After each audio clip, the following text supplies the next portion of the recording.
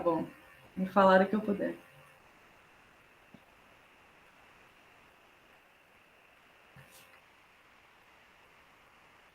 Pode ir. Pode ir? Bom dia, pessoal. Meu nome é Samila Beatriz Rezende. Eu sou formada em Análise de Sistemas e Biologia. Recentemente sobrevivi ao doutorado em Biotecnologia. Eu faço parte da ABC2 desde mais ou menos 2020, aqui em Campo Grande, Mato Grosso do Sul. E eu venho desenvolvendo junto com eles, né? Comecei como curiosa e depois comecei a participar mais até eu chegar junto ali à liderança e a gente desenvolver algumas coisas juntos também. Então, hoje eu vou falar um pouquinho do artigo que eu escrevi. Esse artigo ele foi uma menção honrosa que a BC2 me deu, né? E por isso ele foi publicado na ONU Mundos, então foi na primeira leva, na primeira edição da ONU Mundos, e eu fiquei muito surpresa, porque esse artigo eu escrevi de uma forma muito rápida, assim, foi uma ideia que me veio à cabeça. E aí eu decidi escrever e o pessoal gostou desse pequeno recorte que eu fiz, né, baseado um pouco na minha experiência e um pouco em alguns teóricos que a gente já vinha estudando tanto no grupo e eu já vinha estudando por conta também. Então, o título do artigo ele chama Holy Resistance. Ele fala sobre o posicionamento do cristão diante das relações entre os jogos digitais versus a religião. Então, vou começar um pouquinho com a introdução. Da mesma forma que eu escrevi o artigo, eu coloquei aqui nos slides, né? Então, tem a introdução, tem um pouco dos jogos versus a religião, o impacto que isso causa na cosmovisão cristã também. E aí, depois eu fecho com conclusões e perspectivas. Então, inicialmente, para a gente falar de jogos, a gente tem que falar um pouco do desenvolvimento da computação em si. Ele começa lá em 1800.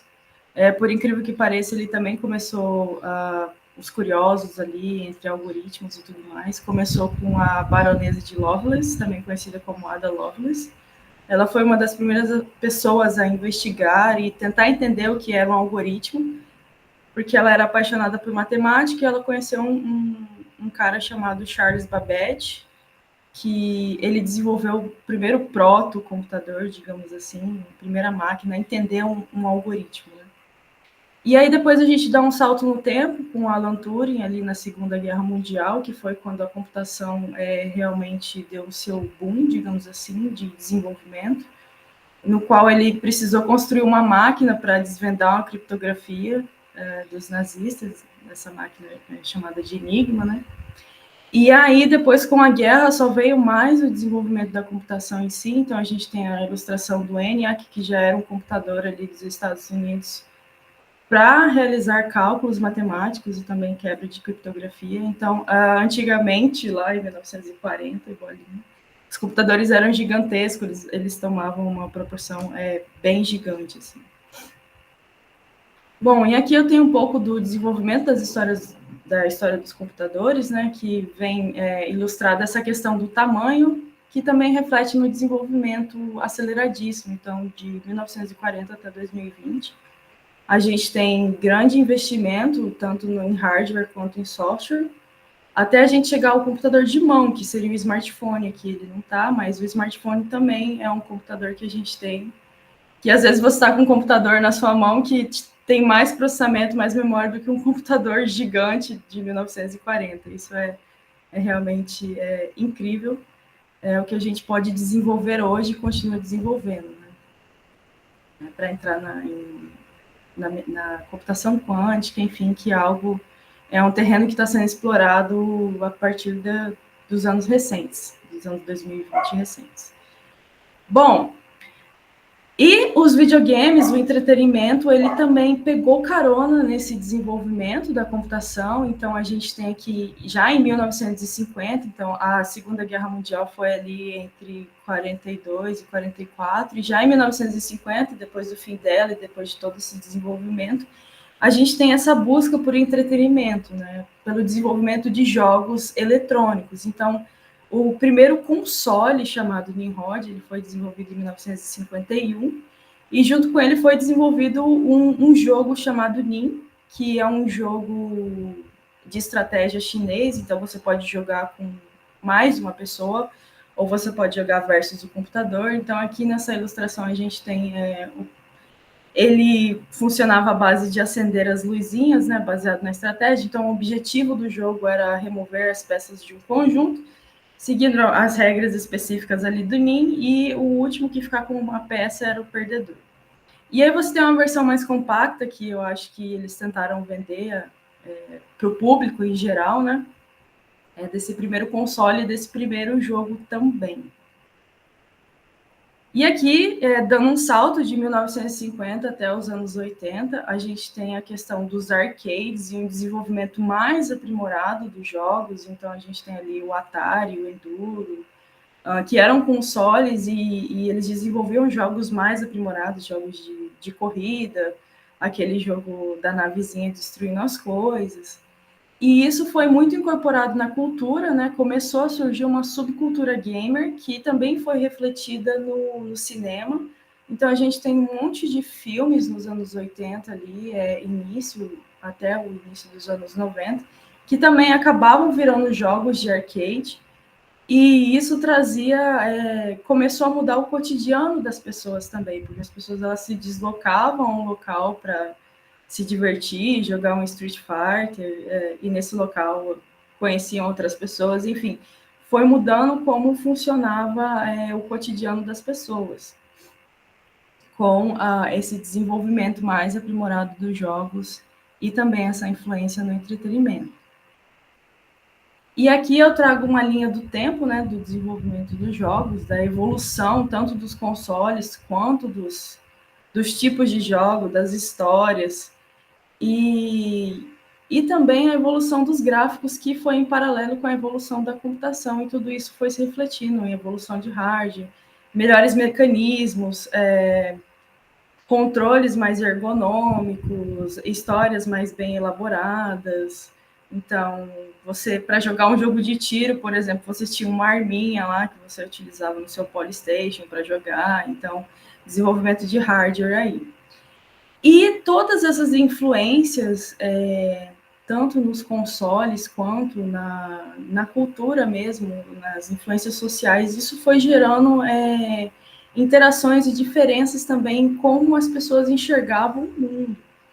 Né? Agora eu não enxergo mais o mundo físico, mas eu também posso interagir com o mundo digital, eu posso viver uma aventura para salvar uma princesa, ou bater no macaco. Então, isso tudo foi formalizando uma nova cosmovisão nas pessoas, né? Tanto de mundo quanto na fé. Bom, os jogos, eles também podem ser utilizados, né, não apenas para o entretenimento. Então, eu trago dois exemplos aqui. Então, os videogames, eles podem ser desenvolvidos para tratamentos. Então, a gente tem alguns jogos para tratamentos de fisioterapia e também jogos que podem tratar TDAH ali para forçar a concentração da criança ou da pessoa, desenvolver esse mecanismo. E eles também podem ser usados em treinamentos militares, né? Eu não coloquei aqui a ilustração, mas eu vi ontem uma reportagem, só mencionando aqui, que existem professores de uma universidade que eles estão desenvolvendo um software para a polícia militar, para que ela possa realizar o treinamento ali com VR, né? Então, junto com essas diferenças no qual a gente pode explorar os jogos, a gente tem também todo um desenvolvimento de hardware. Então, a gente tem VR para ter uma total imersão, uma imersão maior, joysticks diferenciados, plataformas mais interativas, que podem ajudar na imersão. Então, essa equipe de pesquisa ela está desenvolvendo um jogo que seria basicamente um treinamento. Então, esse treinamento digital gastaria menos do que um treinamento real, digamos assim. Eu achei isso muito incrível.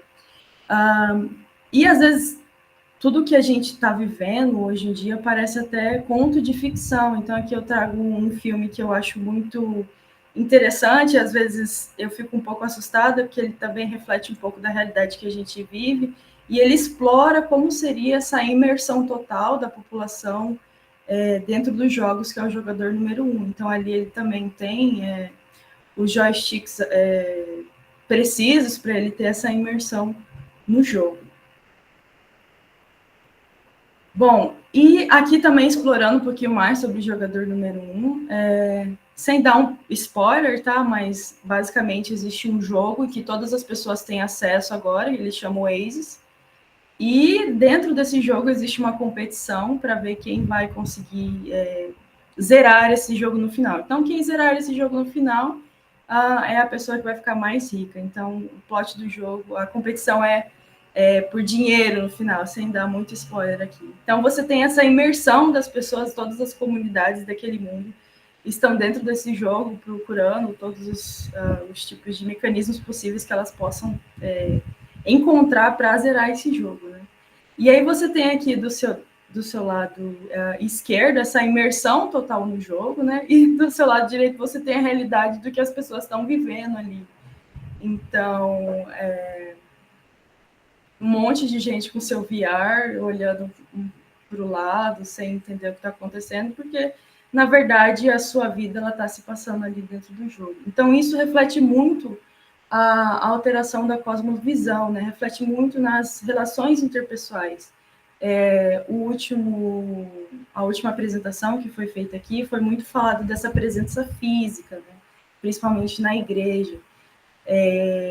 E nós também temos a presença física no nosso dia a dia. Então, as pessoas elas estão super conectadas ali, conversando com pessoas de várias etnias, vários lugares. Enfim, é um mundo totalmente fora daquilo, mas, ao mesmo tempo, elas também estão juntas, mas, apesar de estarem juntas no físico ali, elas não conseguem ter essa interatividade.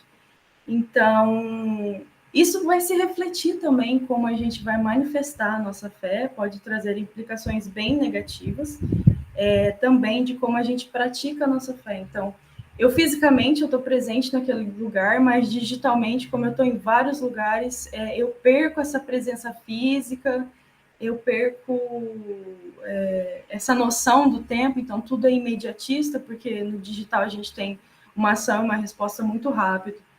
A ponto da gente não esperar mais quando você vai colocar um jogo, sei lá, para rodar no PS5, um jogo para rodar no PS2, que você ficava orando ali para o PS2 engatar e não engatava, né, para ouvir aquele barulhinho. E hoje a gente não tem mais paciência de esperar, por exemplo, 30 segundos para rodar. Então, o que eu quis explorar aqui também foi essa alteração de cosmovisão, que também vai se refletir na nossa fé.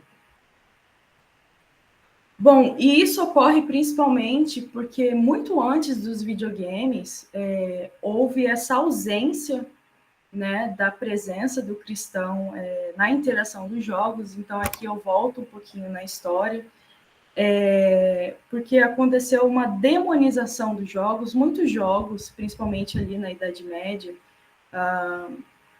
eles eram consagrados a entidades, ou o objetivo do jogo era você salvar uma entidade, e isso ia muito na contramão do que a igreja pregava. Então, a igreja, inicialmente, lá na Idade Média, ela proibiu e demonizou, apesar de que eu cito também no texto que Agostinho fala que não é bem assim, a gente precisa se divertir um pouco, né?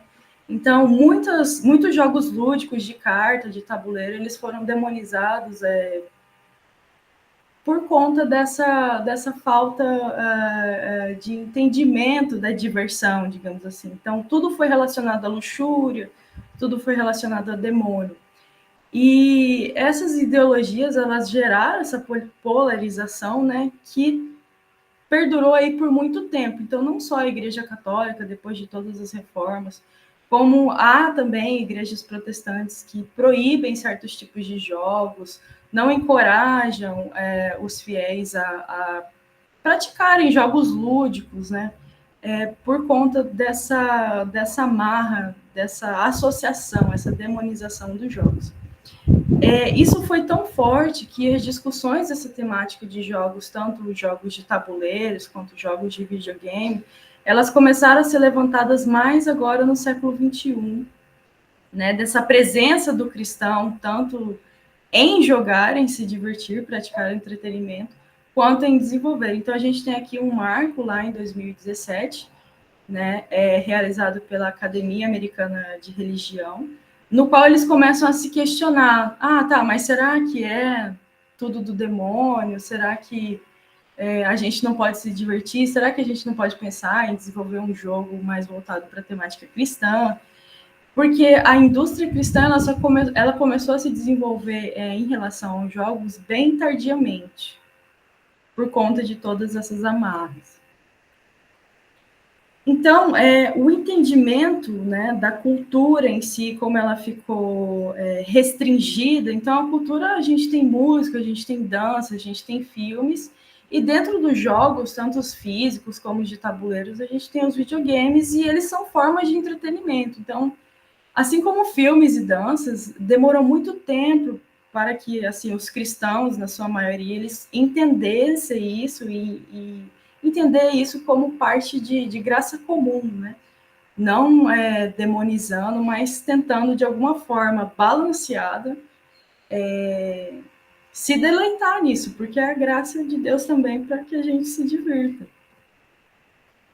E uma das coisas que aconteceu por conta desse atraso foi a questão dessa ausência do cristão, foi a questão de várias narrativas utilizando elementos cristãos e narrativas cristãs, né? Elas começaram a vir distorcidas. E, por exemplo, eu trago aqui o exemplo do BioShock Infinite, que é um jogo que fala sobre uma teocracia maluca. Então, eu tenho elementos cristãos ali, mais deturpados, assim como Assassin's Creed 2, no qual o chefão final é o Papa. Então, isso, para quem não é familiarizado com a fé cristã, isso se torna como se fosse uma verdade, né? E aí fica complicado depois da gente até evangelizar ou conversar com as pessoas. Então, o entendimento de que os videogames, eles são produtos da cultura, eles fazem a diferença, né? E nós, seres humanos, somos os que programam essas histórias, somos os que usufruem dessas histórias. Então, a gente tem que se preocupar quanto a isso. E, ao mesmo tempo, eu também trouxe aqui alguns exemplos de jogos voltados para a temática cristã, que geralmente o próprio enredo desses jogos não é muito atrativo quanto os que estão distorcendo, né, a cristandade ali. Isso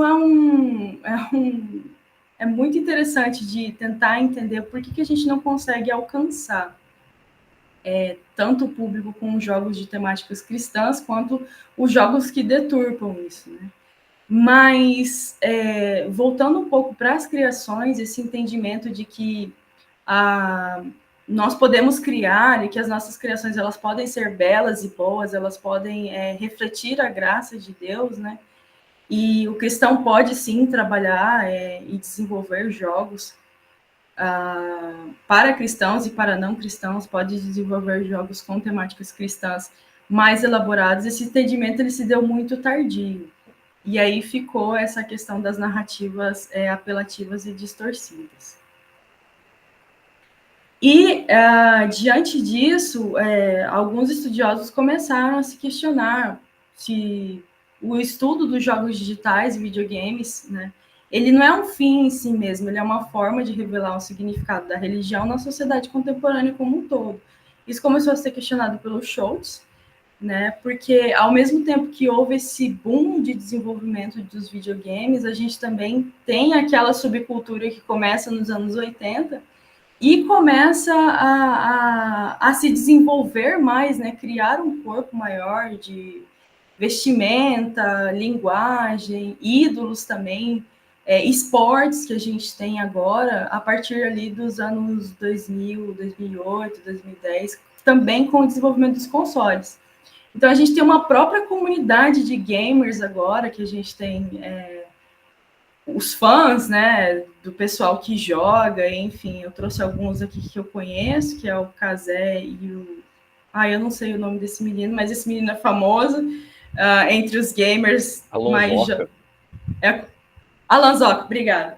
Esse menino é muito famoso, então o pessoal curte muito os streamings dele. Então, a gente tem agora uma comunidade que ela dita tendências, né, ela dita comportamentos E isso ele influencia no nosso comportamento cristão, né? Então, tem que existir uma forma da gente usar os jogos eletrônicos e também entender essa comunidade para contribuir também na nossa identidade religiosa e na nossa prática.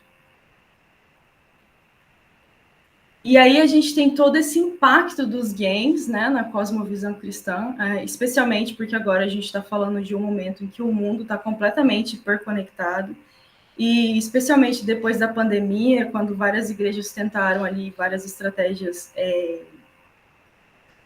eu vou chamar de EAD, né, porque a gente já tinha educação EAD, mas não era tanto, mas também se desenvolveu depois da pandemia, assim como várias igrejas. Então, principalmente a questão do metaverso, no qual as pessoas não podiam sair de casa, elas não podiam fazer nada, então elas começaram a desenvolver ali essa hiperconectividade exacerbada, eu diria assim, né?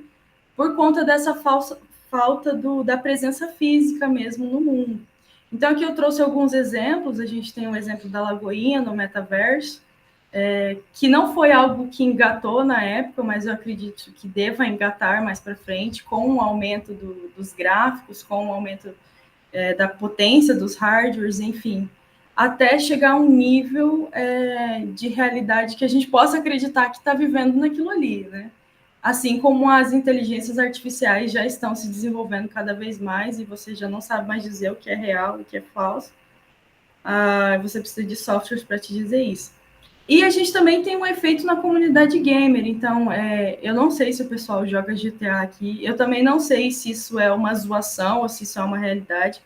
Mas existe uma comunidade, uma igreja no GTA, em que as pessoas, e tem um sermão, existe um pastor lá, e ele faz essas pregações para a comunidade. Então, de certa forma, isso meio que entrelaça todas essas relações dos gamers, dos games também, e de fé.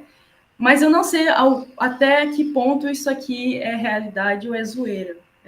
Se alguém souber, por favor, me diga, porque, enfim, a gente fica meio Esse aí assim. do GTA é sério mesmo, É cara. sério? Ele é fiel da Assembleia de Deus e tal. Agora, não sei se os fiéis dele são fiéis de verdade, né? Ou se o pessoal Pois vai é. pra zoar, mas o pastor é sério. Poxa, obrigada. Eu não sabia, eu achei que era só zoeira. Mas, então, o uso da internet, né, ele tem esse profundo impacto sobre a formação da identidade religiosa, e essa alteração da percepção do sagrado, bem como ele lida com o mundo e influencia as pessoas, os cristãos como um todo. Né? Então, há essa mudança da religião e da religiosidade e como a gente cultua isso ou não. Então, eu estou online, eu cultuo de um jeito, eu saio e esqueço isso, porque minha vida só está lá no online. Então, existem vários desses questionamentos de como se fazer isso, porque, na verdade, ninguém sabe como fazer isso, né? A gente vai aprendendo com o que a gente vai vivenciando. Então, esse foi um impacto, principalmente depois da pandemia. E uma das coisas que os games eles possuem, eles proporcionam aos jogadores experiências sociais. Você pode interagir ali com outras pessoas ou até mesmo com os personagens dos jogos. E a produção desse conteúdo em si, aqui a gente começa a questionar a questão da moral dos jogos, né? A produção do conteúdo é a moral, mas elas podem ser tendenciosas. Então, assim, a tecnologia em si, ela é a moral totalmente, ou quem produziu ela enxertou alguma moral ali, quem desenhou o jogo, criou o enredo do jogo, por mais que o jogo tenha um enredo divertido ou um enredo cativante, quem está por trás desse desenvolvimento, né? Então, eu trago aqui alguns jogos para ilustrar isso. Vou tentar não dar spoiler também, mas um dos jogos que eu joguei muito é o Shadow of Colossus. É um jogo de PS1 e foi para o PS2. E esse jogo é simplesmente fantástico, né? A mecânica dele era bem inovadora na época. Só que a história dele, ela é bem questionável, então você joga a aventura, você tem que destruir esses colossos, né, para que você salve uma amiga sua. Só que o final do jogo, ele te deixa meio que, meu Deus, será que eu tomei a decisão certa? Porque te deixa... Eu, pelo menos, fiquei com um certo questionamento moral depois de zerar esse jogo. Então, a gente tem que ter muito cuidado, principalmente o cristão, né, na hora de escolher um jogo para jogar, de entender ali, porque isso também vai influenciar em nós, em nosso coração, principalmente. Eu também trago aqui o Call of Duty, que é um jogo de extrema violência também, apesar de ser muito legal. Então, tem o The Last of Us também, que é um jogo bem legal, com uma mecânica bem diferenciada. Mas a questão é que esses jogos, eles começam a distribuir tendências, né? Como eu já havia dito, distribuir ideologias. Talvez não tenha sido a intenção do desenvolvedor de The Last of Us, ou será que não? Né? Toda essa questão da homoafetividade ali, que ele explora na parte 2 do jogo, principalmente da protagonista. Então, os videogames, eles podem reforçar estereótipos que a gente vive no nosso cotidiano, na nossa sociedade, né? Estereótipos religiosos, estereótipos étnicos, e tudo isso vai influenciar em como a gente vai continuar vivendo, né? Eles podem apresentar representações identitárias alternativas ou não. E como que a gente pode utilizar a religião, como que elas podem ser representadas nesse meio? Então, a gente tem um fenômeno que, por exemplo, o Call of Duty, ele, em uma versão dele, ele soltou ele bota uma imagem do Corão com algumas páginas, né, numa fase lá, eu esqueci o nome da versão.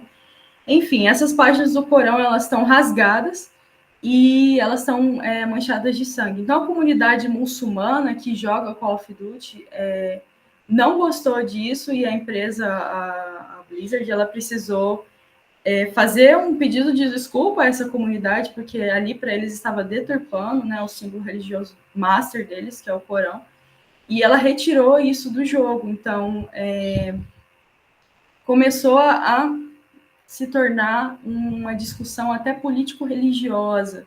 Então, muitas vezes as empresas, elas, para não ofender, ou elas ofendem mesmo, elas começam a gerar essas questões, né? Elas transformam o jogo ali, e dependendo de quem está jogando, também pode ocorrer uma polarização e as pessoas começam a brigar. Um exemplo muito claro disso também é a questão de gênero, especialmente em jogos de tiro. Então, se você entra em uma sala, em um jogo de tiro com o nome feminino, você provavelmente vai ser obliterado pelas outras pessoas. Então, isso já é algo um pouco mais... É uma cultura que se desenvolveu ali. Então, é como se mulher não fosse boa em jogos de tiro, ou jogos de guerra, enfim. Mas a questão é, por que os jogos eles se tornam tão imersivos, né? Porque a gente se entrega tanto jogando a ponto de discutir sobre ideologias, discutir sobre enredos, enfim. Então, na tentativa de responder essa pergunta, né, Reis e Adams, eles fizeram estudos para tentar entender por que os jogos são tão apelativos e há tanto essa imersão. Então, o jogo, ele gera esse prazer no jogador, principalmente pela realidade social do que o jogo apresenta. Então, às vezes, você se identifica com o personagem, se identifica com a história, e aí você se entrega mesmo. Então, na tentativa de entender essas nuances, eles mapearam o que eles chamaram de realismos presentes nessa relação, né, social entre o jogador e o jogo. Então, são 3 realismos. A gente tem o realismo representacional, que ele diz especificamente em relação aos gráficos. Então, gráficos muito bem nítidos, muito bem trabalhados, são gráficos que te proporcionam uma maior imersão. E a gente tem o realismo simulativo, né, que é essa correlação entre a vida que está acontecendo ali e a sua própria realidade. Então, jogos de tiro, eles simulam um pouquinho mais a nossa realidade, mas a gente também tem jogos de mundo aberto aí que simulam uma certa realidade que é parecida com a nossa, embora esteja vivendo em um mundo de fantasia. Então, tudo isso vai se correlacionando e vai aumentando esse interesse do jogador pelo jogo. E a gente tem o realismo inverso, que seriam as relações ali, as interações do mundo real. Então, não é porque você está jogando um jogo digital que aquele jogo não vai ter uma comunidade. Hoje é muito difícil um jogo não ter uma comunidade, principalmente para tentar entender como o jogo vai funcionar, ou o pessoal que monta, né, lives ali do jogo e customiza, a gente tem muito disso, então pessoas entram para essas comunidades e elas interagem ali. Então a experiência dos jogos, ela se torna uma experiência psicológica e sensorial, e o jogo ele sempre te dá um propósito, ele sempre tem um objetivo.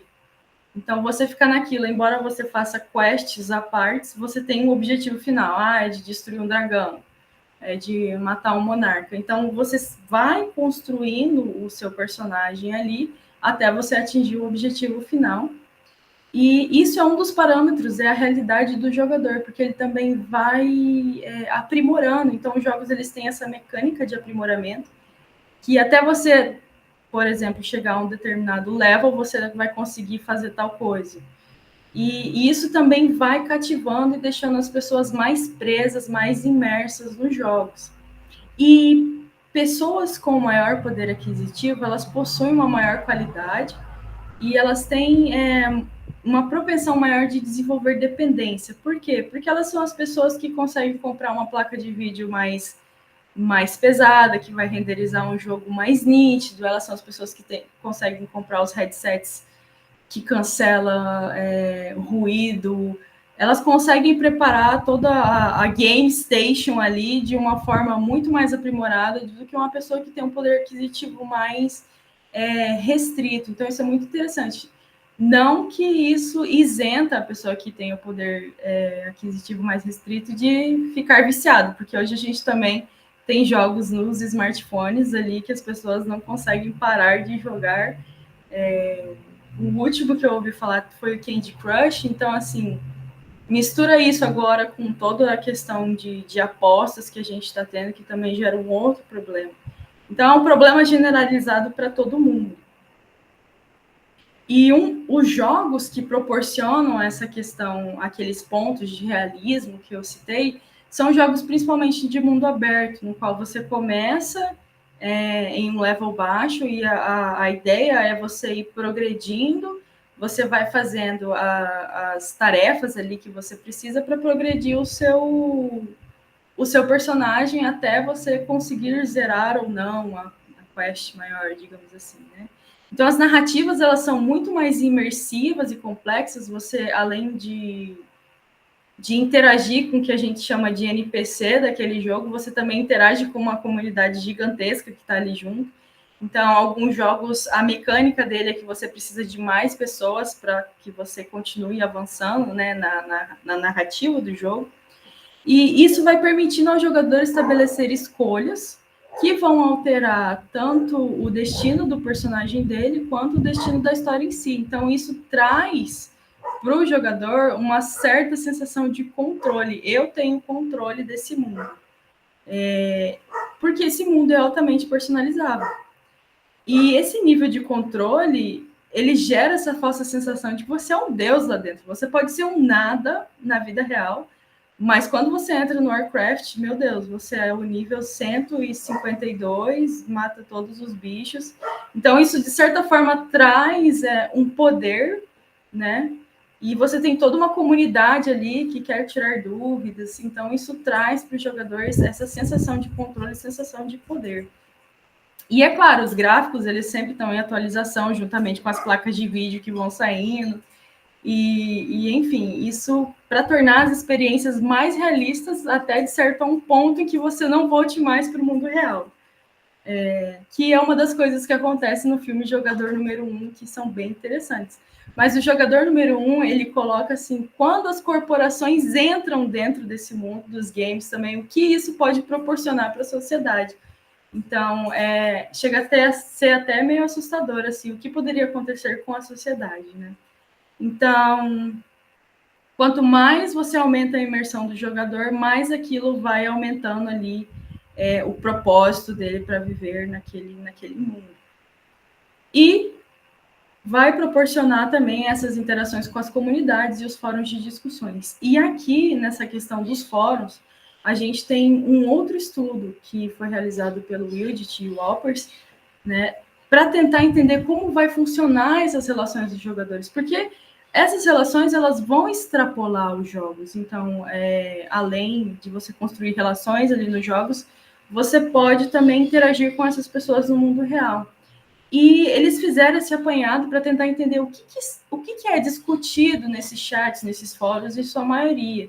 Né? E eles vão discutir justamente sobre cultura e religião, justamente porque alguns desses jogadores, o único contato com algum símbolo religioso de alguma cultura, não precisa ser só da cristã, vai ser dentro do jogo. A gente tem uma questão aqui no jogo Zelda, que existe um livro mágico lá que é uma Bíblia. Então, muitas pessoas, às vezes, por não conhecer o que é uma Bíblia ou não entender como funciona, não conseguiu utilizar esse artefato dentro do jogo. Aí vai lá no fórum e tenta discutir, tenta buscar o entendimento e entender essas simbologias, né? Como funciona isso no contexto religioso. Além dos streamers, né? Então, recentemente eu vi esse padre gamer aí que faz streamings, trazendo à luz ali um pouquinho do evangelho para as pessoas que realmente não conhecem. E devido a essa falta de experiência, desse entendimento dos símbolos religiosos, de como funciona uma determinada religião, os jogadores eles ficam sem uma base moral. Então, em muitos desses jogos que eu mencionei, eles vão precisar tomar decisões morais, né? E uma vez que você tem a sua própria moral deturpada, isso pode se refletir também no jogo que você está jogando. E aí a gente entra numa questão da violência, né? Então, em muitas situações, essa ruptura moral, então você começa a tomar decisões amorais nos jogos, e uma vez que isso sai do descontrole ali só do videogame, isso começa a gerar também problemas na sua vida real. Então, porque o jogador tem uma falta de identidade, ele tem aquele vazio, e o que alimentava ele era o seu propósito no jogo, começa a gerar essa confusão, e essa amoralidade que ficava só no videogame, ela começa a se transferir para o mundo real. Então, você começa a ver corações corrompidos. E isso é um assunto muito sério que os cristãos precisam discutir, porque muitos de nós também jogam esses jogos e também vai tomar essas decisões amorais. A questão é, será que a gente se questiona quando a gente está tomando a decisão, ou a gente reflete um pouco depois que tomou a decisão? E essas questões, elas vão prejudicar os comportamentos das pessoas, né? Suas condutas éticas, elas começam a se tornar reprováveis.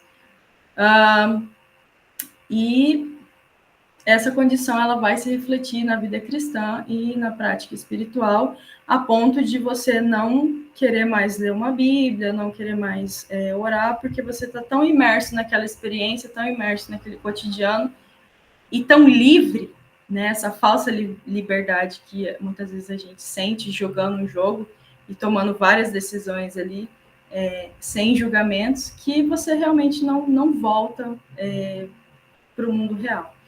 E isso é o que eu chamo de falta de manutenção da liberdade. Então, entrando um pouquinho aqui em questões religiosas, para a gente que é cristão, nós fomos salvos por Cristo para desfrutar da liberdade. E então, Paulo fala, tudo me é lícito, mas nem tudo me convém. Então, isso é algo que eu sempre me questiono quando eu estou jogando jogos. Que tipo de jogo eu vou jogar? Nossa, eu estou 24 horas jogando isso, será que não é melhor eu parar? Então, algo que toma muito do meu tempo vai refletir uma falta dentro de mim. Então, essas reflexões, elas precisam ser feitas para que a gente possa usufruir dos jogos, dos entretenimentos, de filmes também, de uma forma saudável, né? Para que isso não se torne um ídolo, porque no final das contas vai se tornar um ídolo na nossa vida e a gente vai ficar escravo desse ídolo. Então, a gente também não pode subestimar o poder que há na gamificação da sociedade, que é isso que a gente está vivendo. Diante disso, eu trouxe no meu artigo o filósofo Hermann Doivert, que ele vem tentar entender todas essas mudanças culturais, né? Então, ele tentou entender como o universo criado, para ele, o universo criado, ele era governado e sustentado por Deus. Então, Deus é soberano no universo e em todas as coisas. Isso inclui cultura, videogame e tudo.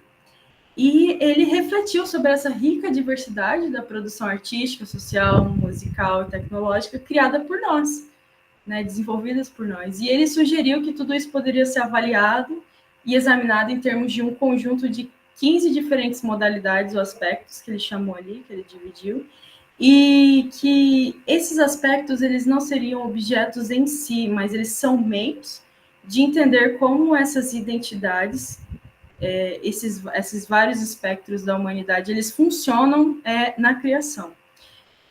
Então, aqui eu trouxe uma tabela desses aspectos ou modais que eles chamam. Ele tem dividido aqui, a gente tem 15 aspectos, é o quantitativo, espacial, cinético, físico, biótico, sensitivo, e por aí vai.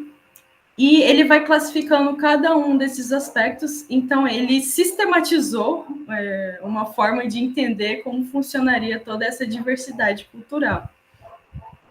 E aqui eu trouxe um pouquinho desses aspectos refletidos no meu texto. Então, eu separei aqui cada aspecto só para a gente ter um exemplo um pouquinho mais entendível, apesar de que eu acho muito complexo entender Doivers. Então, eu separei aqui o que eu consegui em relação ao meu texto. Então, em relação ao aspecto quantitativo do meu texto, a gente tem a questão do número de consoles, número de jogos, número de usuários, que foi um aumento expansivo desde a criação, né, deles. O espacial, a gente tem agora o outro mundo, que é o mundo digital, então a gente tem uma expansão. Às vezes o mundo digital também se expande para o mundo físico. O cinético, que seriam as influências da evolução dessas tecnologias no entretenimento, vice-versa. O físico, que é o uso da matéria, da energia, para a construção também dos dispositivos de hardware, de consoles, de VR e etc. O biótico, como esse cotidiano foi afetado pelo sedentarismo, então, apesar do Wii ter essa temática de você poder fazer exercícios com o videogame, muitas das pessoas, muitos de nós que jogam, às vezes a gente fica sedentário, porque a gente compra uma cadeira específica, que vai deixar a gente mais confortável. Então, isso tudo vai se refletir no cotidiano real, né? E como os jogos eles podem ser utilizados como válvula de escape também para problemas, frustrações ou também felicidades. A gente tem a questão psíquica, como os jogos eles vão explorar essas emoções, como eles podem causar vícios na gente também, a ponto de se tornar uma ferramenta de prazer, pois mistura toda essa questão sensorial e psíquica. A questão analítica, como esse cotidiano gamer ele pode implicar na moral, nas relações sociais e religiosas, em relação aos jogos e em relação à vida das pessoas que jogam também. A gente tem o aspecto histórico, que seria a evolução histórica dos jogos, né? Originando subculturas e entretenimentos, comunicações, a gente tem um linguajar específico que os gamers falam, que eu particularmente não entendo, mas as novas gerações que estão mais antenadas aí por passar mais tempo, eles conseguem se entender, então a gente tem esse fenômeno de uma comunicação nova. Em relação social, as mudanças das relações humanas de comunidade, discussões, fóruns, enfim, eles podem discutir sobre tudo. Em relação ao consumo, né, o aspecto econômico, então pessoas com poder aquisitivo maior, elas conseguem desfrutar, eu diria, de mais qualidade dessa comunidade, mas, assim, isso é um ponto de vista meu, mas outras pessoas também que não têm um aspecto econômico tão abastado também desfrutam.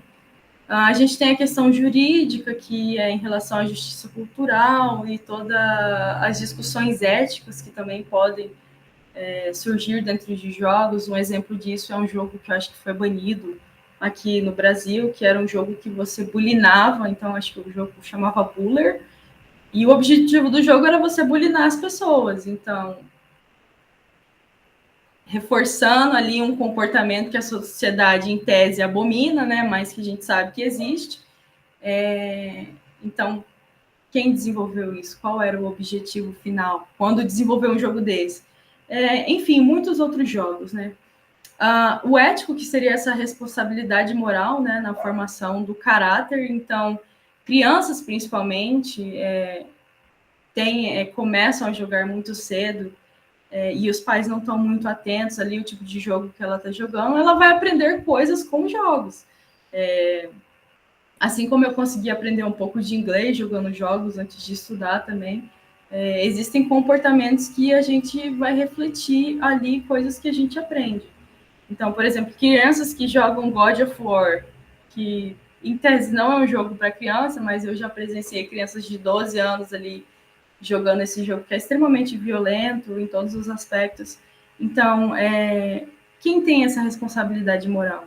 Não é a criança, é a pessoa que está ali responsável pelaquela criança, que teria que filtrar tudo isso. Assim como o adulto também precisa filtrar o que ele está consumindo e o que ele está jogando. E como isso vai interferir no próprio caráter dele. E o pístico, que ele chama, né, que seria essa influência dos jogos na cosmovisão cristã. A ponto de, às vezes, deturpar comportamentos ou ausentar as pessoas da prática da fé mesmo, dos rituais de fé, de ter aquele momento de silêncio, de oração, porque às vezes a mente fica tão acelerada e você simplesmente não consegue mais entrar naquele seu lugar de adoração ali, buscar a presença de Deus, e isso interfere muito na vida e cotidiano de muitos cristãos. Bom, então, para o fechamento, as conclusões são, eu trago aqui um versículo de Jeremias, né?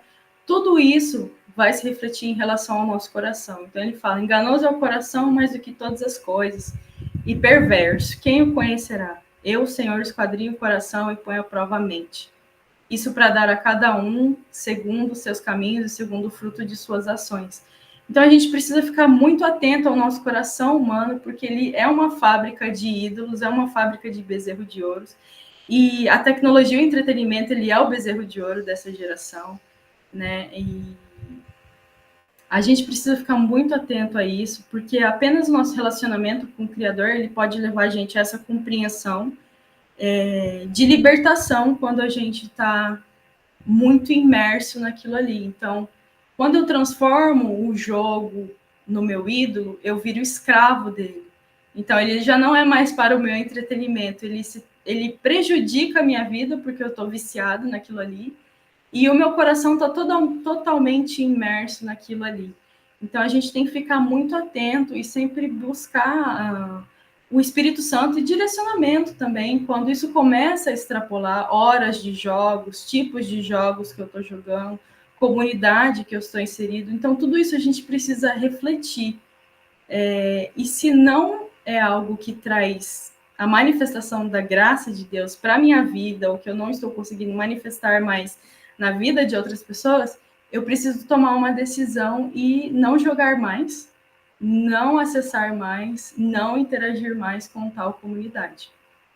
E essa presença fiel, né, do cristão também no desenvolvimento de jogos, que a gente tem tido agora. Então, nós temos alguns jogos com narrativas mais aprimoradas, mais interessantes, não só voltado para a comunidade cristã, mas também para a comunidade no geral, mas com uma mensagem de moral e de esperança ao final, né? Que vem sendo desenvolvidos agora, apesar de ter tido todo esse atraso. E o nosso objetivo final como cristão é manifestar a graça para todas as pessoas. Então, a gente pode ser diferente, sim, jogando um jogo, tomando decisões morais que são aplicáveis ao que o cristão vive, né? A gente também pode fazer a diferença, olhando para o outro lado, a gente também pode fazer a diferença nessas comunidades que às vezes são tão deturpadas pela ausência da própria graça de Deus, ou ausência do cristão ali, né? Bom, gente, eu agradeço a atenção de todos vocês, né? Esse foi um pouquinho do recorte que eu fiz durante a escrita desse artigo. E existem muitas outras coisas que eu quero explorar em relação principalmente a narrativas agora, dos jogos e do que vem saindo. Mas isso são projetos um pouquinho mais para frente. Então, eu agradeço a atenção de todos vocês e eu agora perguntas, discussões, enfim, quero também saber o que vocês acharam. Então, muito obrigada. Legal, muito bom. Legal a gente trazer esse assunto, né, para a gente conversar. E, bom, já vou abrir para comentários. Eu, assim, começar a falar disso aí, eu não deixo ninguém falar. Mas eu acho que, realmente, assim, quando a gente trata da ABC2, né, dando uma perspectiva aí de ABC2, né, a gente tem essa proposta de fazer a ponte, né, entre um estudo aí mais aprofundado da intelectualidade cristã, né, aqui nos Estados Unidos a gente usa o termo scholarship, né, um estudo acadêmico aí, mas trazer isso também para a realidade da vida dos cristãos e do dia a dia, e eu acho que essa área é uma área mesmo, né, e o Luiz está falando de milinguim. O cara pegou a minha IA aqui, não acredito. E ainda porque o Luiz, os sogros dele que inventaram os milinguidos, né? Então. Mentira! Que legal! Mas assim, eu acho que eu achei legal você citar, né? Porque tem toda essa área acadêmica de estudos hoje, né? O Game Studies, que o pessoal fala, né? Hoje em dia tem várias áreas surgindo aí, né? Começou acho que com Science Studies, aí depois foi surgindo os vários studies, né? Gender Studies, Science Studies, e aí surgiu o Game Studies. E tem uma tradição boa aí, é uma coisa que a gente sempre procura ver, né? Cristãos engajando com essas áreas. Por exemplo, tem uma discussão muito... Acho que já está sendo um pouco abandonada hoje, mas o pessoal tentava entender o que é o jogo exatamente, né? Então você tinha uma corrente que era narratologia e a outra corrente que era ludologia. A narratologia tentava analisar as histórias mesmo, como, né? Analisava o jogo como um texto, como um romance. Então o pessoal ia para a área mais de literatura, que é legal, né? Pô, o que você trouxe aí desses jogos, né? Vários exemplos aí, pô, analisar a narrativa deles, muito legal. Assim, dá para ir um pouco até para os estudos literários, né? Coisa assim. E aí tinha outra área que é a ludologia, que o pessoal investigava mais assim como um sistema formal, um sistema de regras, até uma base assim um pouco matemática, apesar do pessoal reclamar um pouco disso também. Mas assim, eu acho que, bom, aí a minha ideia, né? O que eu gosto mais, eu compartilhei o livro aí, Games as Art, né? Agency as Art.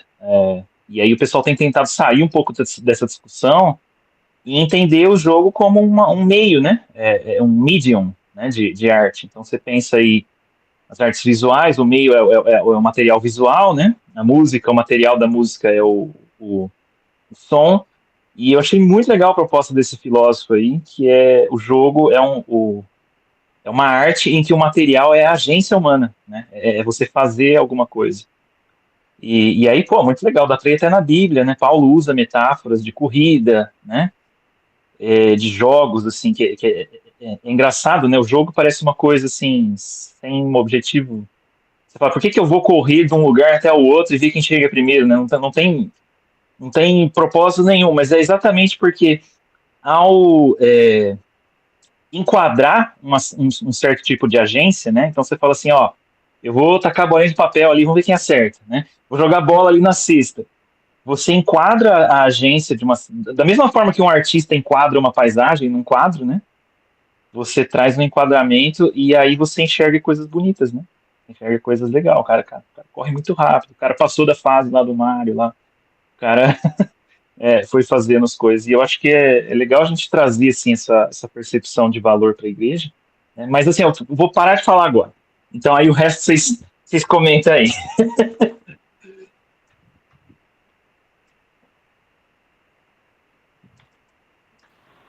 Fala aí, Cid.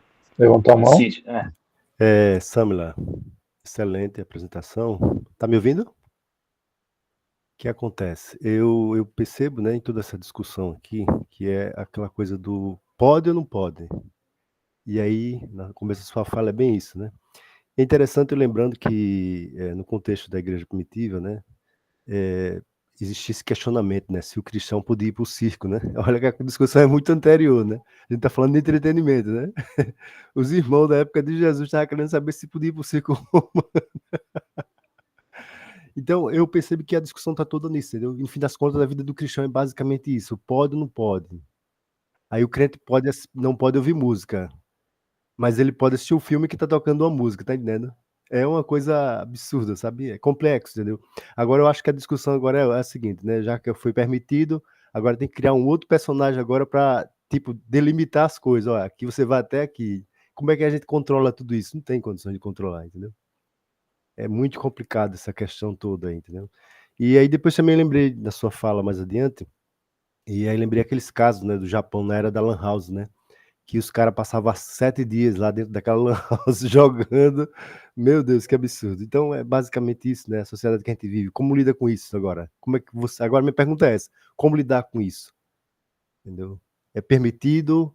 Não é permitido? É permitido e quais são os limites, né? Porque a Bíblia também não vai abordar sobre jogos assim. Olha, Jesus assim, na carta, lá na carta de Paulo, né? Falando aos romanos, olha, o cristão ele pode só meia hora de jogo, ele não pode ceder, ele pode ouvir música até. Não tem isso, não tem regra na Bíblia, né?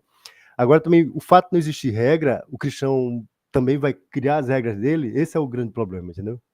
É basicamente isso que eu queria falar.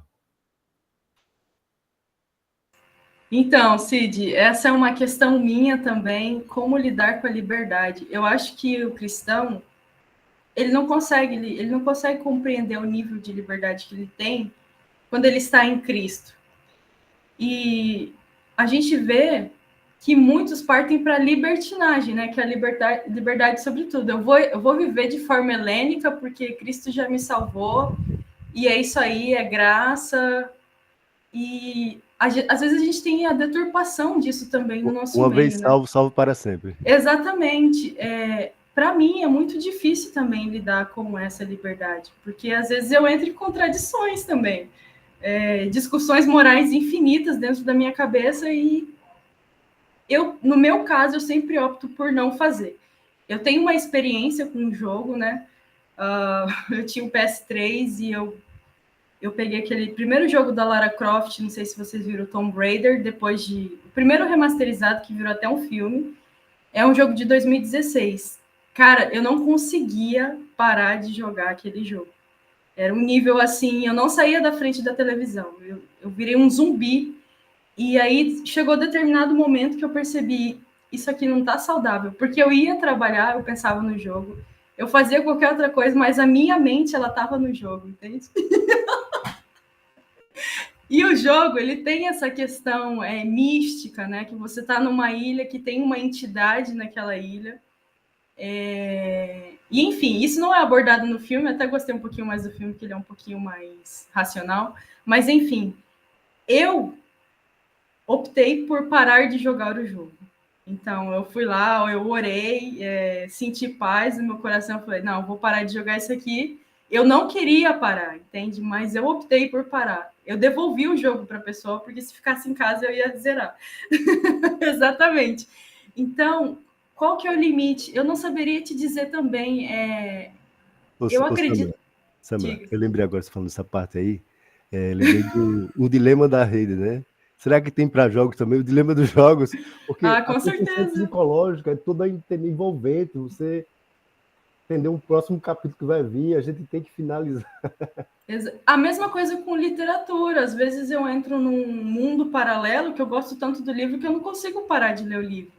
Mas eu acho que o livro ele é um pouquinho mais velado, mas isso também foge do nosso controle, né? Então, acho que todas as coisas que fogem ao nosso controle, elas já começam a se tornar ídolos, porque o nosso coração ele vai muito fácil, é impressionante. Você pode ter 50 anos de igreja, 50 anos de experiência, mas o seu coração ele vai, e vai. Então, isso é algo que eu também lido no meu dia a dia, qual que é o limite, né? Até que ponto eu posso usufruir dessa liberdade? Não é fácil, não, é muito difícil.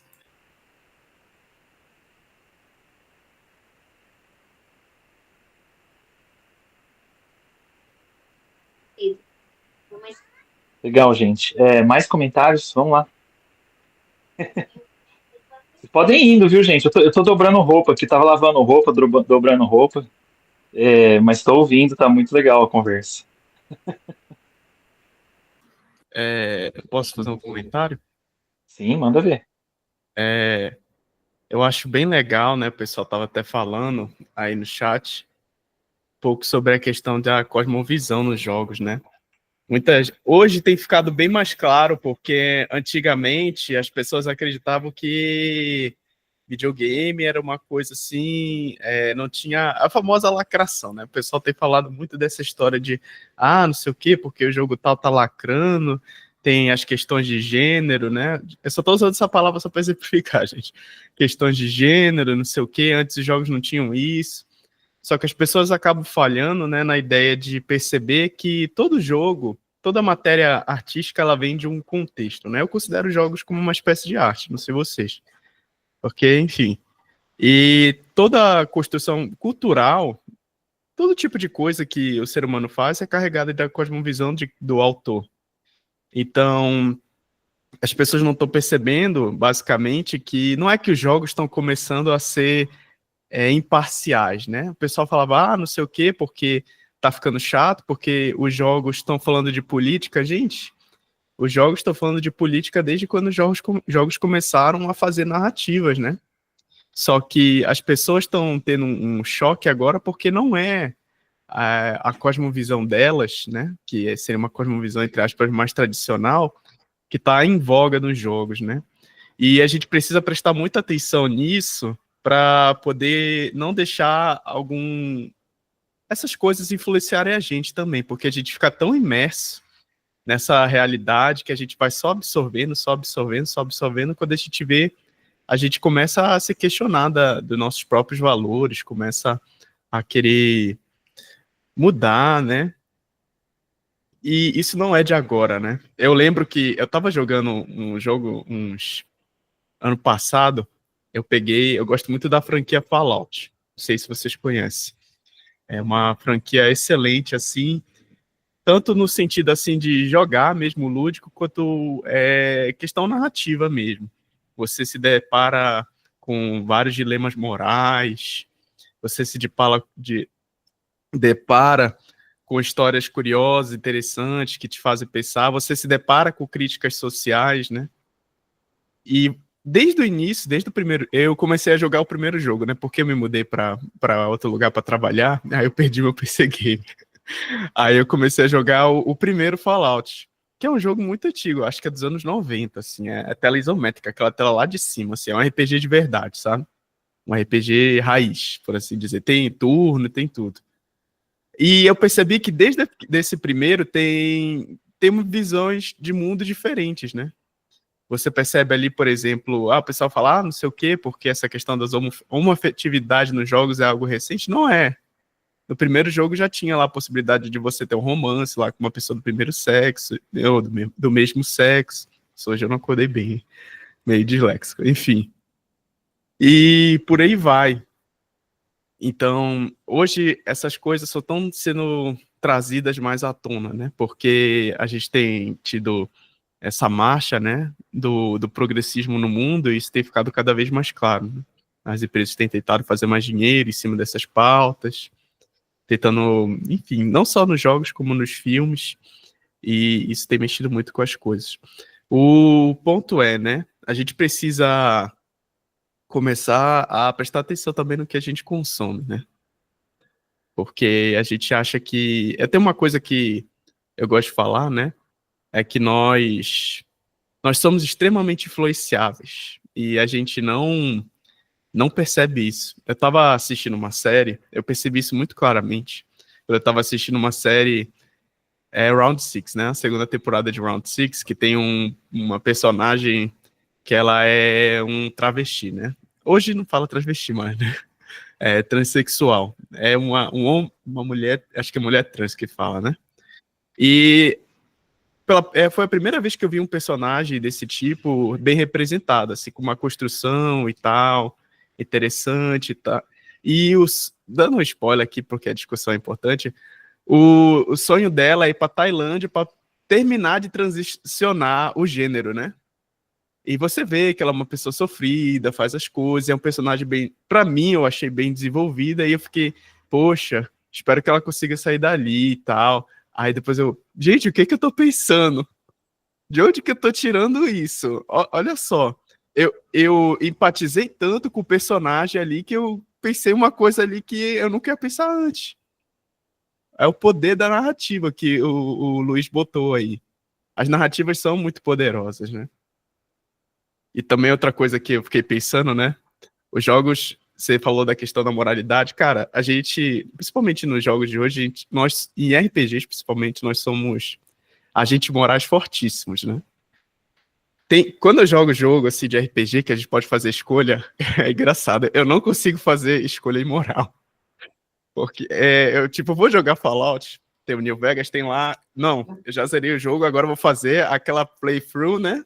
Que eu sou o cara do mal, vou roubar, vou fazer o diabo e tal, quero ver o final negativo e tal, o final do mal. Aí eu começo a jogar, aparece lá fulano, oi, me ajuda, aí eu ajudo. Aí o outro, me ajuda, me ajuda. Aí quando eu vejo, já estraguei toda a narrativa, né? Então a gente precisa. É uma fantasia ali, mas a gente precisa se policiar. Não tô dizendo que a gente tem que, enfim, né, virar careta quando a gente vai jogar, né? Mas os jogos também têm esse aspecto moral, né, que a gente precisa observar também. Outra coisa, né, por exemplo, eu particularmente quando eu jogava GTA quando eu era adolescente, gostava de sair atropelando pedestre, fazendo tudo isso é loucura. Aí eu jogando adulto eu não acho a menor graça disso, sabe? E eu acho que os jogos acabam refletindo a nossa moralidade também, muitas vezes.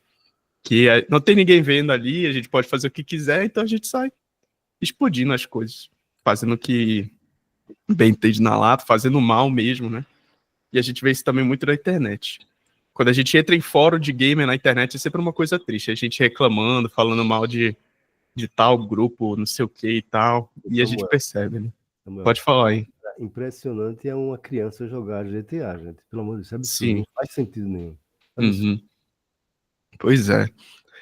E tem essa questão também, né? Dos pais que não tem. Isso não só para os jogos, né? Mas isso já é antigo com os jogos, né? Os pais não vigiam o que os filhos estão jogando, né? Você falou do God of War. E eu lembrei assim, nossa, a minha mãe, graças a Deus, não deixava, né? Eu jogar esses jogos mais violentos e tal, quando era criança. E eu ficava com inveja das outras crianças. Ah, não sei o quê, porque eu joguei GTA, joguei God of War, não sei o quê e tal. Aí quando eu cresci, eu fiquei, graças a Deus, a minha mãe não deixou eu estragar minha cabeça quando eu era criança, né? Mas tinha esse monte de comentário na minha cabeça, falei um monte de coisa, mas enfim. Eu acho que são questões pertinentes, né? Principalmente quando a gente fala de moralidade, né? Tanto na questão das narrativas influenciando a gente, quanto a gente interagindo com a narrativa quando a gente tem escolhas, né? Uhum. Então, isso me lembrou de uma coisa. Existe toda uma linha de discussão na área de Game Studies, né, que eles falam do elemento carnavalesco dos jogos. E eu quero dizer com isso, né, parece até estranho. Vamos dizer assim, existe um impulso na humanidade de explorar coisas, vamos dizer assim, até uma disrupção social, né? Então, assim, na ideia do carnaval, então, por exemplo, eu uso a máscara e eu começo a fingir e eu crio um espaço amoral e neutro onde eu posso fazer o que eu quiser e experimentar certas coisas, né? Isso sempre teve na cultura, talvez justifique parte da reação cristã com essa questão, né? E eu acho que explica parte da indústria midiática hoje, não só dos jogos, mas também Hollywood e tal. Quando você pensa Disney, né, assim, your dreams come true, né, então você explora os seus sonhos e tal, e assim, toda essa coisa sendo vendida.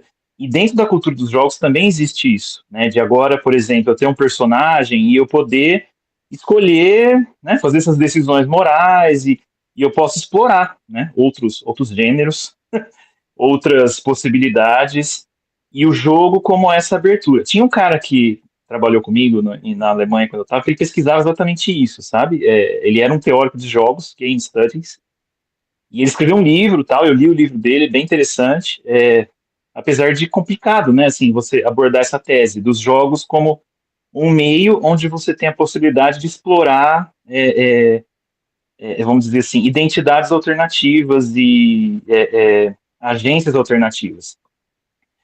E eu acho interessante, porque, e aí talvez vocês não sei se vou saber colocar isso direito, porque até uma certa medida, isso pode ser um exercício interessante, de você talvez mostrar, simpatizar com alguma situação, né? Assim, você vê, por exemplo, vamos fingir, vamos supor, por exemplo, que eu sou um vilão. Como é que é a vida de um vilão? Né? Isso pode ser informativo, de uma certa forma, desde que não te afete, assim, de um jeito, né? A questão é que talvez eu acho que é complicada, é você querer fazer isso só porque você quer fugir da sua vida corrente, né? Como uma forma de escapismo. Talvez como uma forma de exploração, de informação, né? Vamos dizer assim, vamos ver onde que isso aqui vai dar e fazer esse experimento mental para eu crescer moralmente como pessoa, né? Eu acho que é ok. Agora, você fazer isso porque você se sente, vamos dizer, aprisionado por esse mundo, eu preciso escapar, eu tenho vontade, por exemplo, de bulinar as pessoas, e aí eu vou lá e jogo GTA e dou vazão a um prazer sádico, né, que eu tenho vontade, mas que a sociedade reprime em mim, né? Então tem essa narrativa também, né?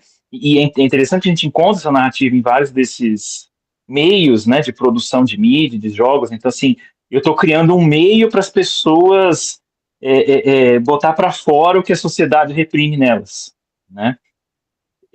Isso é muito bizarro, isso é muito estranho, né? O jogo como essa forma de escape de normas sociais, né?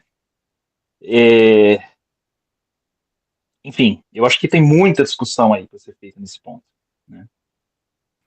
Sim, com certeza. Essa questão da moralidade é interessante, né? Eu acho que existe uma validade você fazer aquele personagem do mal, até para ver onde a narrativa vai dar e tal. Mas eu confesso que eu sinto dificuldade, né? Toda vez que eu vejo NPC precisando de ajuda, eu tenho que ajudar, cara. É impressionante.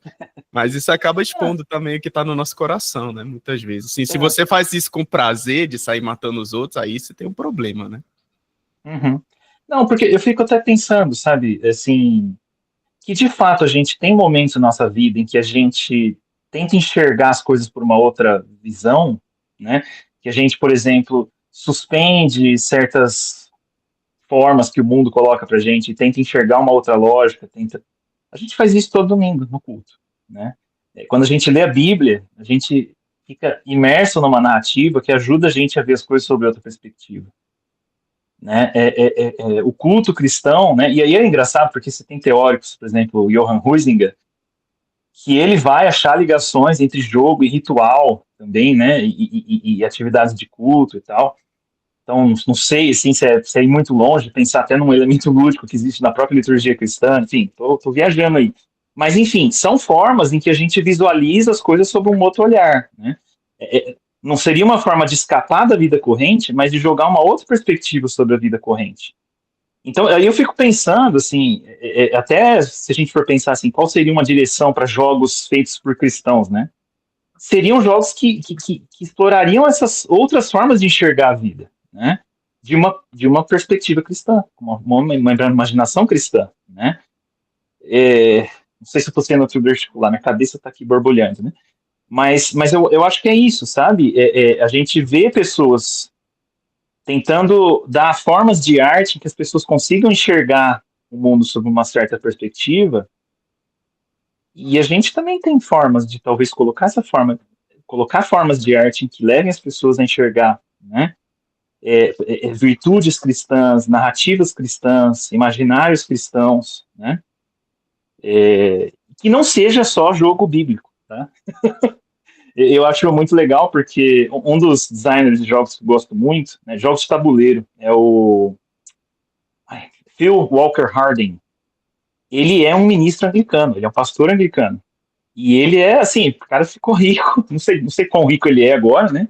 Essa questão aí de pastor rico, o pessoal foi achando estranho, mas ele ganhou muito e ele fez jogos célebres, jogos de tabuleiro célebres, até hoje, né? Não sei quem já jogou aí Sushi Go, né?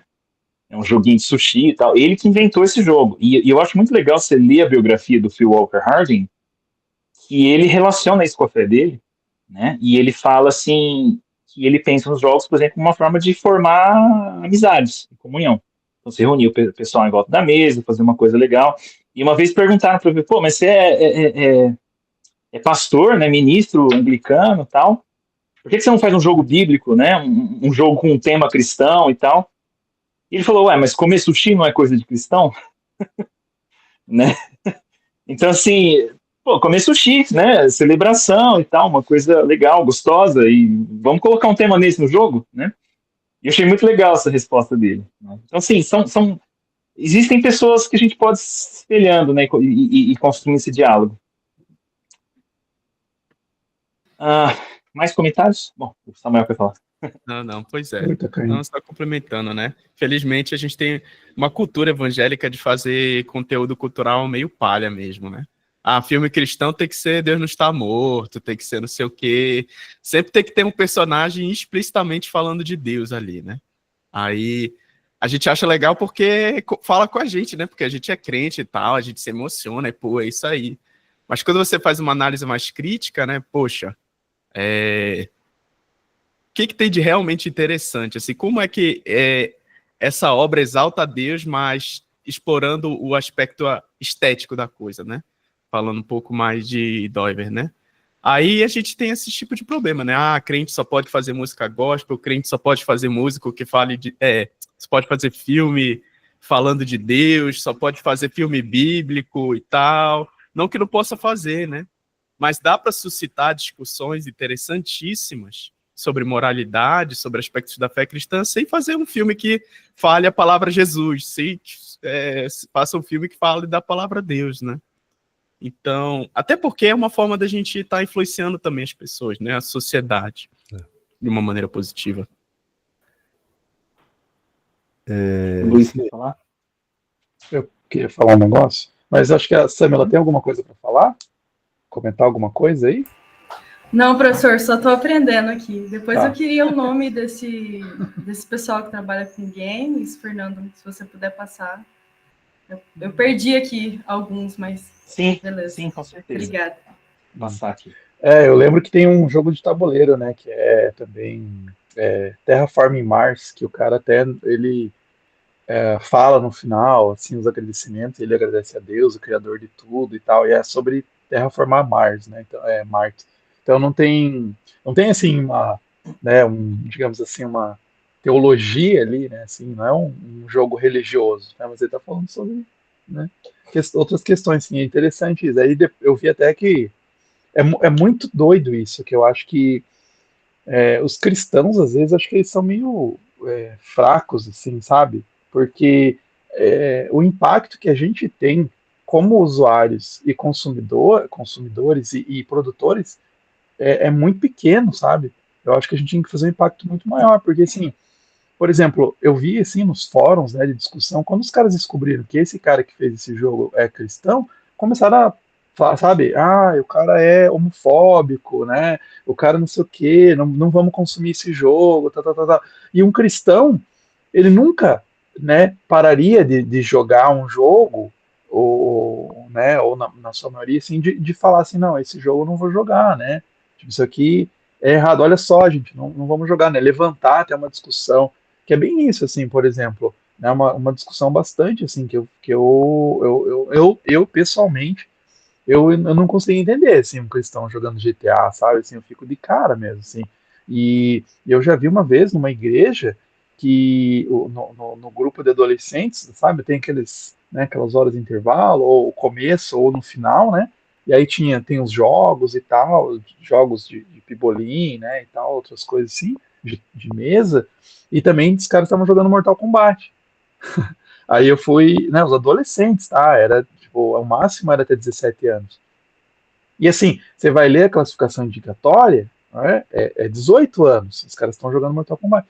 E tinha menores até jogando, assim, menor do que de 18 anos, né, menor de 17 anos. Então, assim, aí eu fui e falei com o pastor e tal, assim, né, meio, olha só, vejo isso aqui, né, um problema e tal. Mas meio que, tá.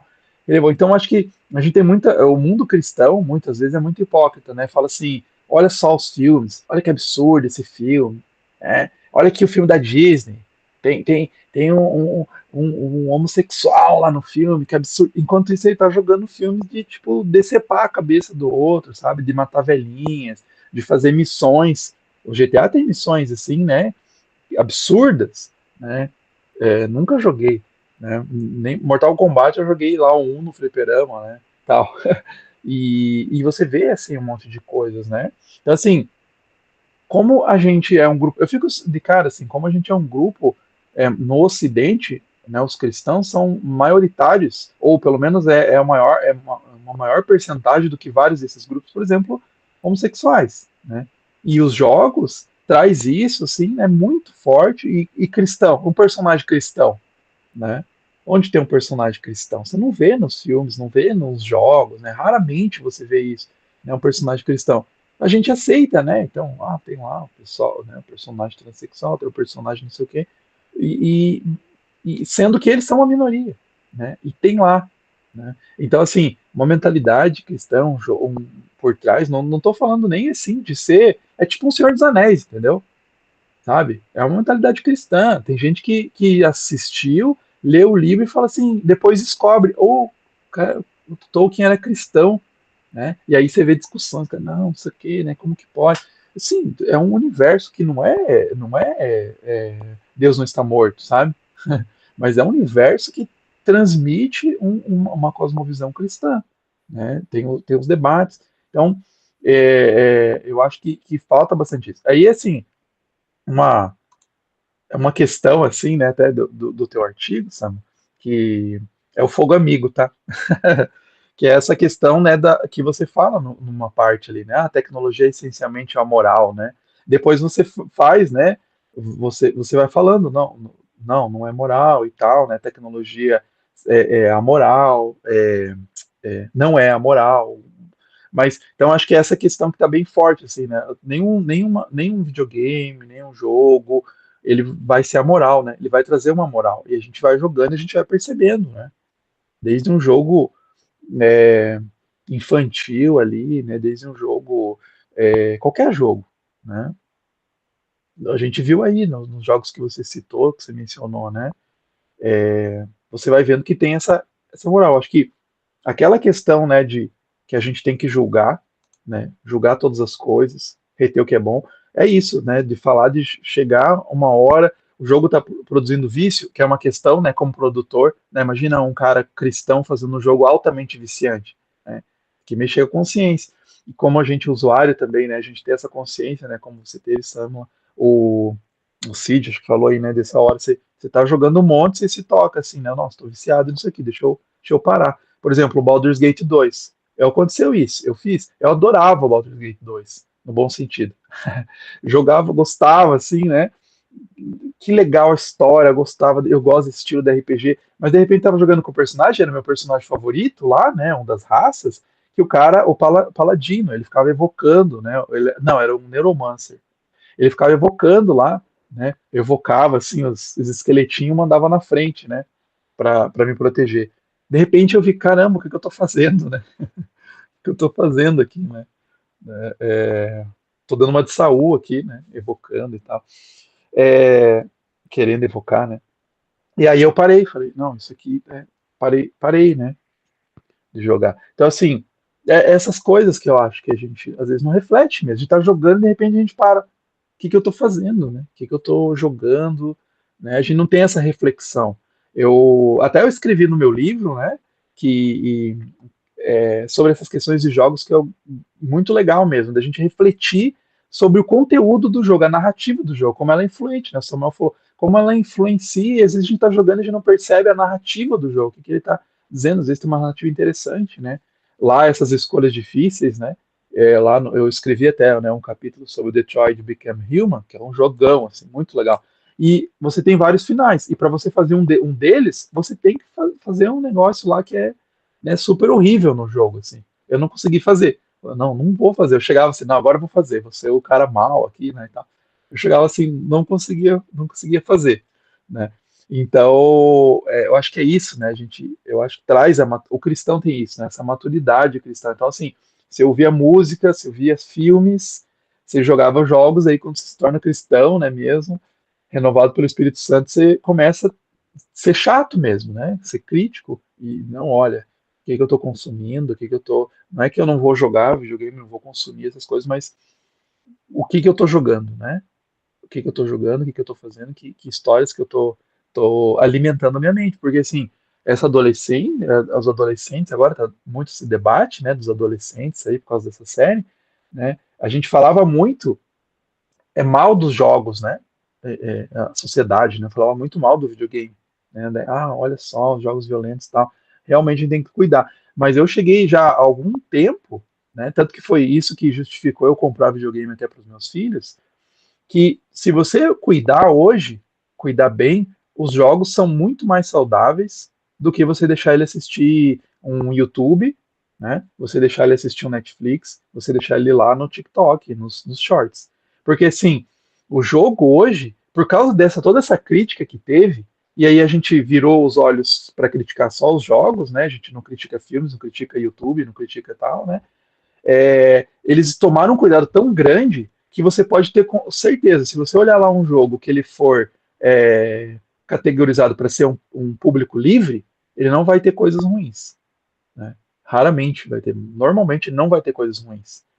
Né? Então você pode pegar agora o jogo lá, 16 anos, 18 anos. Não dá para o seu filho, né? Não vai jogar você. Acho que tem um cristão, às vezes, né? Jogo maior de 18 anos, talvez nenhum cristão deva jogar, porque vai ter coisas ali bem ruins. Já, já não na TV, eu já peguei desenho que dizendo 12 anos, dizendo 14 anos, que assim, eu não queria assistir. Né? Hilda, acho que é o nome, por exemplo, que é uma menina lá evoca demônios e tal, não sei o quê, né? Mas não é tipo igual uns animes, assim, é um negócio mal, do mal mesmo, assim, sabe? Você começa a ver assim, caramba, né, o que ela tá fazendo. E era um desenho lá para 12 anos, então assim, não sei se até não era livre, né? Então assim, tem esse julgamento para os jogos maior, né? Então com essa preocupação criou essa. Então acho que hoje realmente é isso, você dá lá um jogo, né? Ó, toma aqui, meu filho, jogo livre, esse aqui você pode jogar, né? Tranquilamente. Né? Então acho que aí a gente descuidou de outras áreas, né? Enfim, são comentários aí, né, pra gente O, pensar. o Adriano, você vai criar um grupo novo, ABC2 Tech Game. Pois é, né? Bora Olha abrir só. um servidor de Minecraft crente. Pior que eu tava jogando ontem, cara, foi o jogo da minha vida, sabe? E é um jogo assim que eu vejo que tem muito a acrescentar. Vai assistir o filme também. Não, filme não, por favor. Mas eu tô com vontade de assistir só pela palhaçada, sabe? Só porque também fez parte da minha infância. Eu tô triste sem ninguém ter falado de Zelda ainda, pô. O Marco tá muito quietinho, que o Marco é um fã Foi mencionado, aí, nossa. foi mencionado. Foi mencionado, Zelda é de Deus. O Matheus quer falar ali? Fala lá. Assim, não, bem tranquilo, pessoal. Acho que muito em relação a isso, me vem à mente, tem um livro do Steve Turner, Engolidos pela Cultura Pop, onde ele aborda uma questão que o humor faz com a gente, que eu acredito que possa ser aplicado nessa questão de jogos, né? Ele fala que basicamente assim, quando a gente fala de humor e a gente se volta para, por exemplo, humor negro e coisa do tipo, é o que parece bloquear a nossa mente em questão de moralidade, porque onde em um outro momento, se eu falasse aquilo que é uma piada em qualquer outro contexto, todo mundo ia achar bem escrito, né? Digamos assim, humor negro, qualquer outro tipo de piada. Só que ele fala no livro, porque ele fala que na questão do humor, quando você adentra o contexto do humor, você pode pegar essa mesma coisa que você falaria e causaria problema ou constrangimento, e você joga para dentro do humor e tá tudo bem, né? Ele fala que o humor, ele meio que trava essa nossa parte de moralidade, e a gente fala, não, tá tudo bem, é só uma piada, né? Eu acredito que a parte de jogos também possa ter esse tipo de influência, né? Igual a gente comentou aqui, que, pô, se é uma série que você vai assistir, que sei lá, tem a cena de sexo, tem a cena de violência e você vê seus filhos assistindo, ou você mesmo está assistindo, as pessoas podem estranhar, né? Pô, que nem a gente fala sobre a questão de cultura, né? Olha a letra dessa música, olha o que está acontecendo nessa série, nesse filme. Mas parece que fosse dentro de um jogo ali, uma cena de sexo, uma cena de qualquer outra coisa que a gente veria em todo lugar e acharia estranho, pelo fator entretenimento, fala, não, mas é só um jogo ali que meus filhos estão jogando para se divertir, estão dando risada, sei lá, estão jogando online ou coisa do tipo. Então, acredito eu que dessa mesma forma que o Steve Turner ele aborda a questão do humor em relação a essa trava moral no nosso cérebro, acredito que o jogo também possa entrar um pouco dessa questão, né? Porque a gente encontra, igual a gente comentou ali, e se é algo que acontece dentro do jogo, pra gente tá tudo bem, porque é só entretenimento, é só uma fase. Ah, eu vou precisar matar um cara ali, ou um NPC ali, ou qualquer outra coisa. Não, mas é só uma fase ali, uma missão, uma quest, né, que eu preciso fazer aqui, para que eu possa cumprir um jogo, né? Um entretenimento. Joguei, trabalhei o dia inteiro, sento lá no sofá, vou jogar um jogo lá para desestressar, só que muitas vezes acontece até o contrário, né? E acredito que dentro dos jogos acontece, né, um pouco disso, porque se a gente vê esse mesmo contexto em outras a elementos culturais, a gente talvez encontraria problema onde a gente vê dentro de um jogo e fala, não, mas não tem problema, porque é só um jogo, eu tô atropelando pedestre aqui no GTA, não, mas é só porque eu preciso aqui para missão, ou, né, não tem problema. Porque acredito eu que a gente visse um filme assim de um cara que, sei lá, saísse atropelando todo mundo, matando, eu acharia bem estranho, né? Mas dentro de um jogo a gente fala, não, tá liberado que é só um jogo, é só uma parte de entretenimento. E acho que um segundo ponto também que eu queria comentar, eu tenho uma peculiaridade referente à minha questão com os jogos, que eu nunca fui de jogar jogos história, assim, eu nunca me dei bem. O meu negócio foi sempre jogo online, assim mesmo, né? E até o que a Samela comentou, né, anteriormente, falei, cara, assim, eu jogava bastante, por exemplo, CS. Se você tá num time ali, igual ela comentou, e tem uma menina no time e abre a boca para falar qualquer coisa, esquece. Ou vai ser quicada da partida, ou vai vir piada machista na hora, assim. Existe até um meme dentro da comunidade que existe dentro disso. E muito em relação ao jogo online é modelos de jogo, né, que não tem fim. Eu, por exemplo, na minha adolescência e juventude, sempre fui muito mais de jogar MMORPG, né? Joguei muito um jogo chamado Lineage. E assim, é o tipo de jogo que não tem fim, né? Você precisa upar, você precisa ter arma mais forte, armadura mais forte. E eu lembro que era questão, assim, por exemplo, um desses jogos que eu jogava era um servidor russo, e assim, você precisa farmar, você matar bicho pra ficar mais forte. E, cara, começava a dar meia-noite, é o tempo ali que ficava menos pessoal online no jogo, é que você aproveitava, não, eu preciso ficar mais forte, igual a gente comenta, né? Às vezes, fora do jogo a gente não é nada, mas dentro do jogo ali você tem um nickname conhecido, né? Todo mundo te conhece ali, né? Você é o fortão ali do jogo.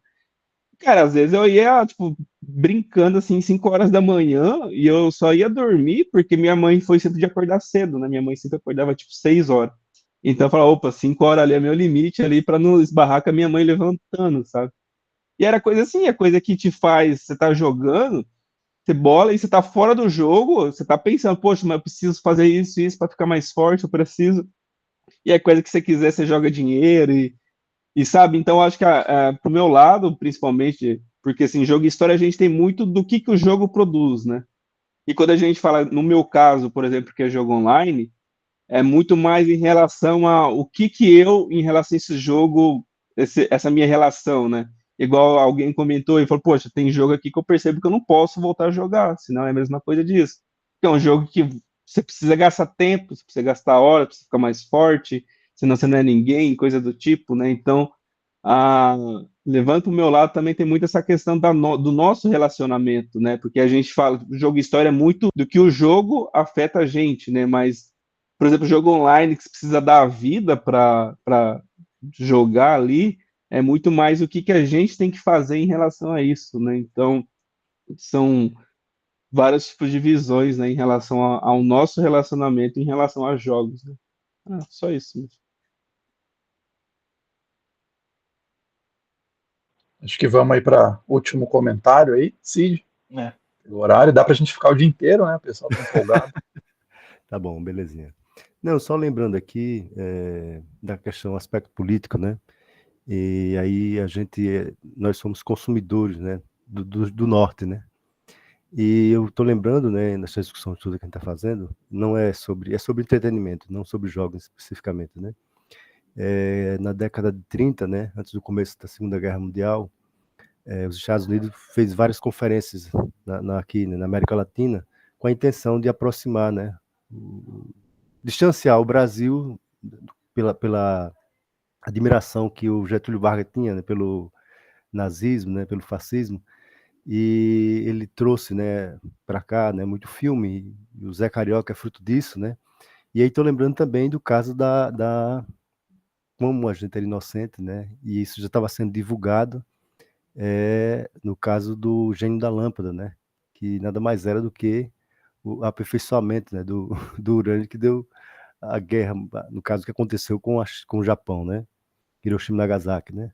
Então é isso, a gente estava permeado nesse ambiente, era criança, não entendia nada, né? Mas estava sendo divulgado isso, né? E eu estou falando do uso político em si do entretenimento, né? Quantas vezes a gente está consumindo coisa e não sabe o que eles estão querendo dizer, né? E é alguma coisa que está para um futuro aí próximo. Era só basicamente isso.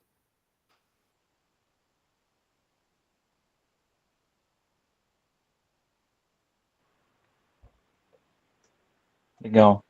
É. Bom, pessoal, acho que até que hora que é a É reunião? até Acho às que 11. é às 11. Ó, então Isso. já passamos.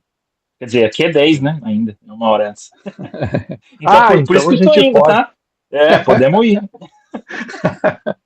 Não, muito legal, né? Muito legal. Mas Mas acho que muito a gente bom. fica É, por eu acho que aqui. essa conversa sempre pode continuar, né, gente?